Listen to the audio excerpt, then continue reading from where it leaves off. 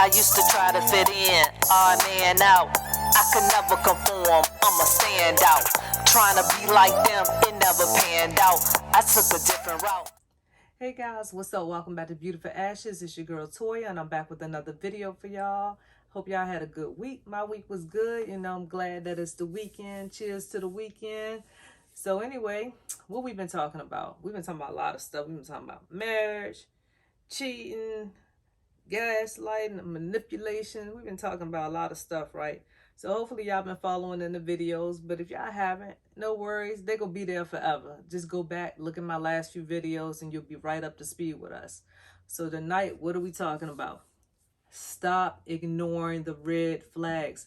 It is 2022. We not doing this no more, y'all. Stop ignoring the red flags. Ladies, we see it up front.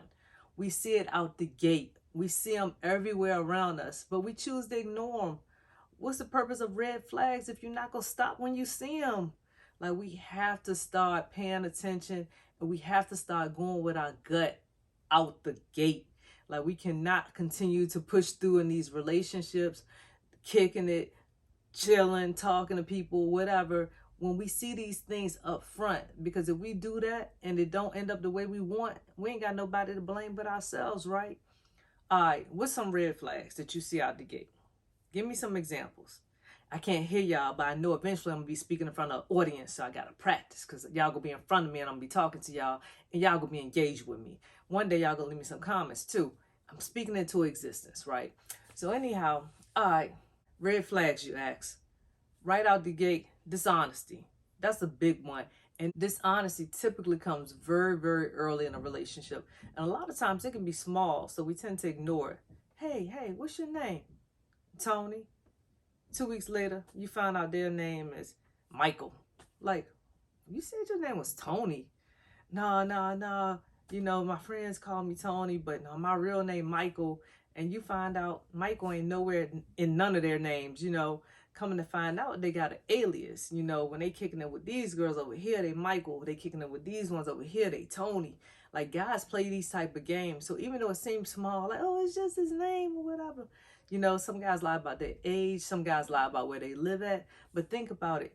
If they starting off with dishonesty, if they're going to lie about something as silly as your name and your age and things like that, imagine what else they're going to lie about, right? So dishonesty, I don't care how small the lie is something you got to pay attention to early on. A lot of people will try to explain it away, but typically one lie leads to another lie, and it creates a pattern of lying.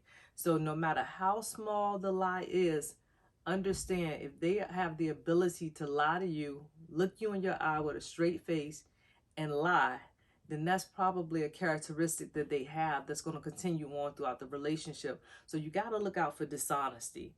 You also have to look out for cheating. Yes, cheating, even though it sounds like it's something that, of course, if somebody cheated, then I will leave. But no, guys cheat all the time, and then we make excuses. Well, we won't really like that. We won't really like together. But make no mistakes. If you and this guy talked and he said that y'all was exclusive, y'all agreed to be monogamous, even if you're not in a relationship, if you made an agreement with somebody and they were dishonest and they stepped outside of that agreement, that's a red flag.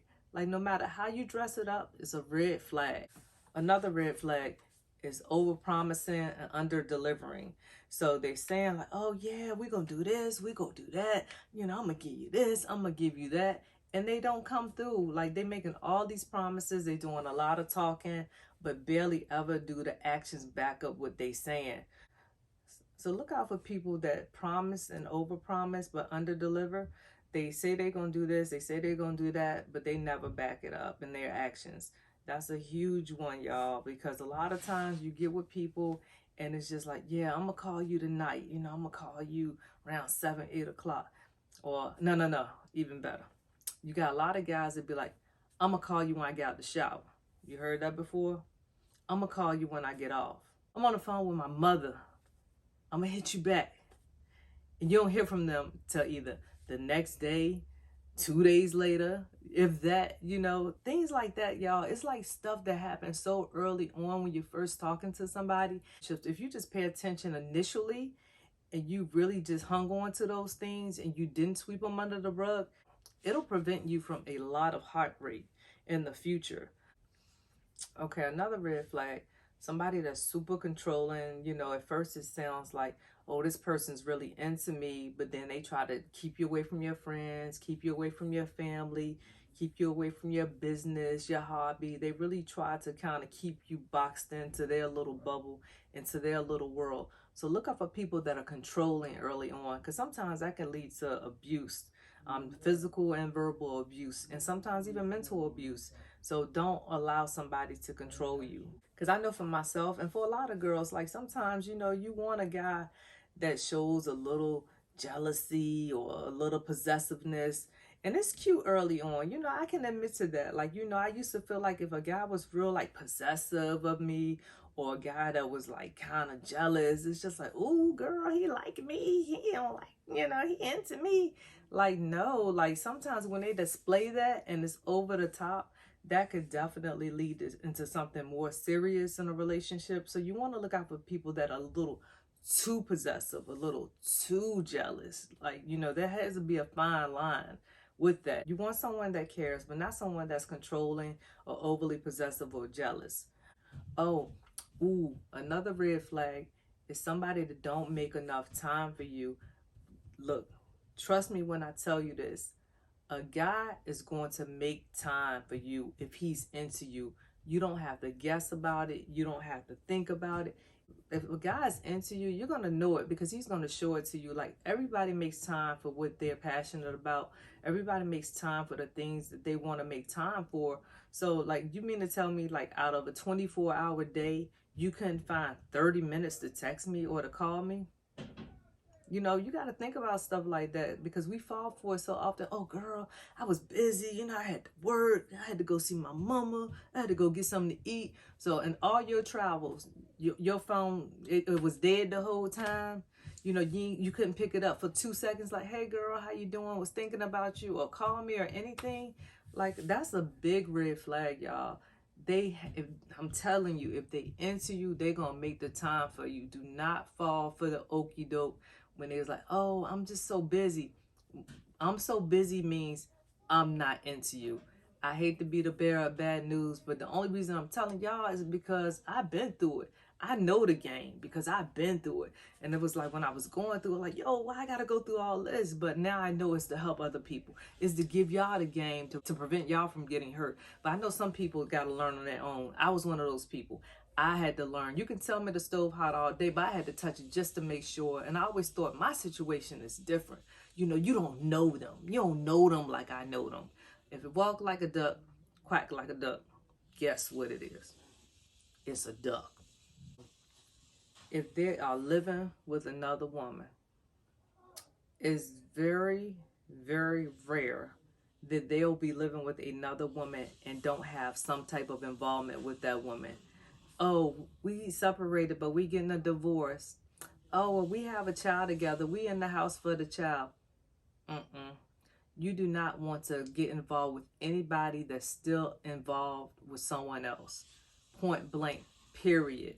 Trust me. Been through it a lot of times, y'all. And my friends have been through it. A lot of people I know have been through it. If somebody is still in the house with somebody else, they still have an attachment to that person somehow or some way. I know they can tell a good story. Trust me, I heard them all. But if they are really done with that situation, they are going to find a way to move out of that house and get their own place, even if they got to move back home. But if they're done with that relationship, they would not still be there. Now, I know you'll be like, but no, this situation is different. And it could be. But 9 times out of 10, if they still with somebody else, they're not going to give you 100% of themselves. They still going to be double dipping on that end. They're going to be with you, but then they're going to come home and they're going to still have some involvement with that other person. Like I said, we got to use our woman, our instincts. We got to use the instincts that God gave us. Sometimes, like, you really know, it's like we want to believe the best of people. And in most cases, you should. But when it comes to dating and getting to know people, like, you just have to go with your gut instinct. You have to go with that feeling, that knowing that we get, that we sometimes ignore. Because a lot of times going with that knowing will prevent us from a lot of heartbreak in the long run, and a lot of hurt and a lot of pain. So anyway, guys, you know, when you are dating, when you're looking to be serious about somebody, you want to make sure you identify these red flags early on, and you don't want to ignore them because they're going to come back and bite you in the butt later on. I'm just keeping it real with you because I want to help. I want to see everybody in healthy, happy, thriving relationships. And I'm telling you, if you ignore these red flags, you're not going to be a happy camper in the end. So the sooner that you see these red flags, and that's not even all of them. I might even do a part 2. But that's just like kind of some of the main ones that I hear a lot of people go through, or either that I've been through myself. So like I said, identify those red flags and just kind of cut your losses early on. Don't get so caught up in a situation that you've already seen some of these issues and just go along with it anyway, because it's probably not going to work out how you wanted to work out. So anyway, guys, I hope you enjoyed the video. Please like, share, subscribe to my channel, comment on my video. Let me know what you think. Let me know some red flags that I didn't address in this video that are common for you or common for people that you know. All right, guys, I'll be back next week with another video for y'all. Deuces.